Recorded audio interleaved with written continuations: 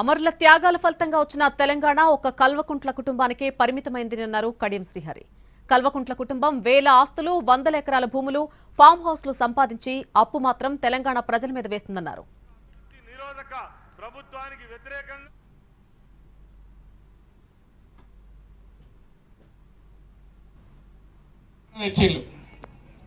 ప్రజల సమైక్య పోరాటాల ఫలితంగా, సకల జనుల సమ్మె ఫలితంగా, అమరుల త్యాగాల ఫలితంగా తెలంగాణ వచ్చింది. కానీ వచ్చిన తెలంగాణ ఒక కుటుంబానికే పరిమితమైంది. తెలంగాణలో ఒక కల్వకుంట్ల కుటుంబమే బాగుపడ్డది. ఆ కుటుంబంలో ఉన్న వాళ్ళందరూ బ్రహ్మాండంగా వేల కోట్ల ఆస్తులు సంపాదించుకున్నారు, వందల ఎకరాలు సంపాదించుకున్నారు, ఫామ్ హౌస్లు కట్టుకున్నారు, ప్యాలెస్లు కట్టుకున్నారు. అప్పు మాత్రం మన నెత్తి మీద వేసి ఇవాళ వాళ్ళు చాలా మాటలు మాట్లాడుతూ ఉంటారు. దయచేసి మీరందరూ గమనించాలి.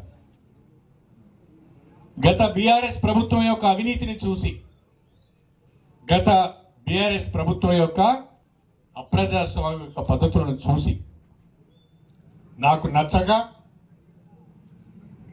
ఈ నియోజకవర్గాన్ని అభివృద్ధిలో దృష్టిలో పెట్టుకొని రాష్ట్ర ప్రభుత్వంతోని, రాష్ట్రంలో ఉన్న కాంగ్రెస్ ప్రభుత్వంతో నేను కలిసి పనిచేస్తున్నాను. తాను అవినీతికి పాల్పడినట్టు నిరూపిస్తే అప్పటికప్పుడే రాజీనామా చేస్తానని ఎమ్మెల్యే కడియం శ్రీహరి సవాల్ విసిరారు. తన నిజాయితీయే రాజకీయంగా నిలబెట్టిందని అన్నారు. కడియం శ్రీహరి ఎన్నడూ చిన్న తప్పు కూడా చేయడని అన్నారు. గతంలో పనిచేయని వాళ్ళు, గతంలో తప్పుడు పనులు చేసి మనకు తలవంపులు తెచ్చిన వాళ్ళు, మన నియోజకవర్గం పేరు చెప్పుకోవాలంటేనే సిగ్గుపడే పరిస్థితి తెచ్చిన వాళ్ళు, మన ఎమ్మెల్యే పేరు చెప్పుకోవాలంటే సిగ్గుపడే పరిస్థితి తెచ్చిన వాళ్ళు ఇవాళ చాలా మాట్లాడుతున్నారు. కానీ కడియం శ్రీహరి ఎన్నడూ చిన్న తప్పు చేయడు. మీకు తలవంపులు తీసుకురావడం చెప్పి సందర్భంగా తెలియదు.